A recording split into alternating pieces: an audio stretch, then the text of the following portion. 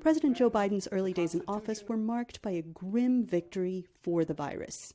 In the first week of his term, the U.S. reached 25 million cases of COVID-19, continuing the country's dubious distinction as leading in global cases and deaths. In February, the U.S. hit 500,000 COVID-19 deaths. In April, the world hit 5 million deaths. And then, just as Americans began to vaccinate en masse, and much of the world was still waiting, the highly infectious Delta variant hit. Biden has had to balance his responsibility to his citizenry with what he says is a moral obligation of the world's wealthiest nation to the rest of the planet. In June, more than 6 months after Americans began receiving their vaccinations, the U.S. began sending out millions of vaccine donations to lower and lower middle-income nations.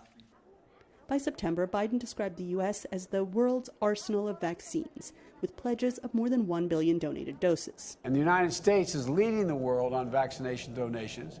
We need, as we're doing that, we need other high-income countries to deliver on their own ambitious vaccine donations and pledges. That's why today we're launching the EU-U.S. Vaccine Partnership to work more closely together and with our partners in expanding global vaccinations. Critics say the world's richest nation can afford to do more.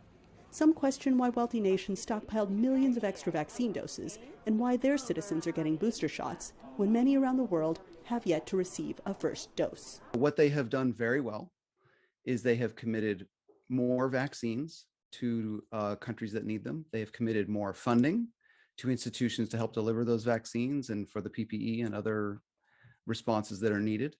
They have supported sharing intellectual property. They have supported increased manufacturing in developing countries. They have used their leadership by example to good effect. And so I'm very proud of what this country has done and is heads and shoulders above the rest. But to be clear, it is not enough. Overall, Professor of Medicine Dr. Tyson Bell says Biden gets a good grade for his efforts.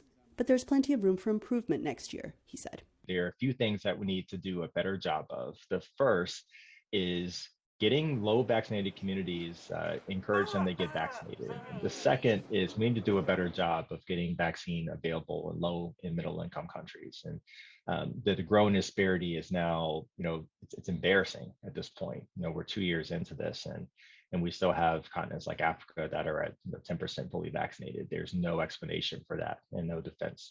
And then the third, really is laying the groundwork for our future response, making sure that we have a well-funded public health infrastructure, that we have rapid response capability, that we have the ability to implement testing, and that we can separate the concept of public health from the politics that inevitably gets caught up in.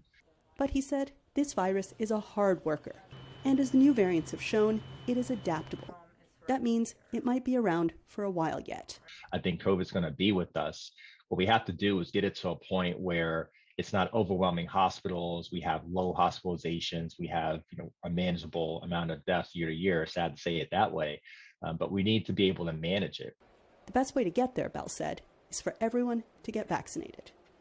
That, too, is Biden's most oft-repeated piece of advice, and one he very publicly followed in September by getting his third shot. Anita Powell, VOA News, the White House.